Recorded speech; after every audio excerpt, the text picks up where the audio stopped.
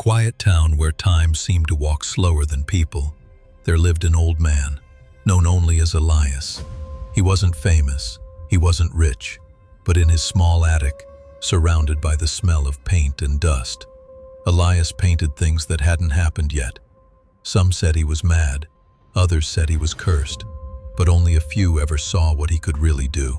Elias had once been a painter of portraits, but one stormy night, decades ago, something changed.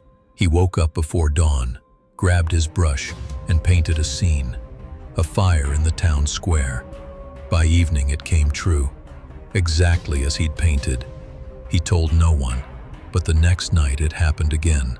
A painting of a child lost in the woods, found there the next morning, crying, exactly where Elias had drawn her. It scared him at first. He tried to stop, but when he didn't paint, his hands would shake, his mind would fill with blurry visions, like the future was begging to be seen. Word spread, as it always does. At first, people came to him quietly, asking, "Can you paint my tomorrow?" He refused, but one day, a woman came. Her son was missing. Elias painted all night. When the sun rose, the canvas showed a river and a single red shoe. By afternoon, they found the boy exactly there. After that, people began to fear him. They whispered, "The old man knows things that should stay hidden." Windows closed when he passed. Children were told not to look into his eyes, and soon he lived alone, except for his paintings. Then came the day Elias saw something he wished he hadn't. It was late autumn. The leaves had turned golden, and the town looked peaceful, but his hand began to move on its own. He painted the church, then smoke, then people running, and finally, the clock tower collapsing into flames. He stared at it for hours, trembling. The date on the corner of the painting read, November 16th. That was 3 days away. He ran to the mayor, to the priest, to anyone who would listen. They laughed. "Old Elias has lost his mind again," they said. No one believed him.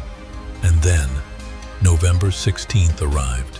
It began with a candle. A child dropped it inside the church. The curtains caught fire. The wind carried it upward, just as he'd seen. The bell tower cracked, fell, and shattered the square.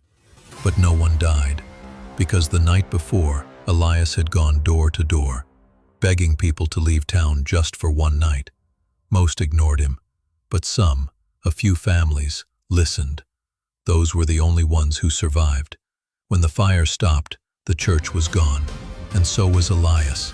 A week later, firefighters found something in the ruins, a half-burned canvas. It showed a new dawn.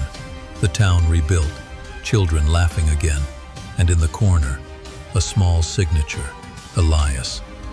Below it, faint but visible, were 4 words: "The future needs dreamers." Some say he died in the fire.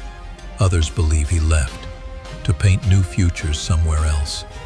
But every few years, a gallery somewhere in the world receives a mysterious painting, unsigned, and in it, something from tomorrow always appears. Maybe the old man didn't die at all. Maybe he just went where the future still needed to be painted. After all, some artists don't paint what they see. They paint what will be.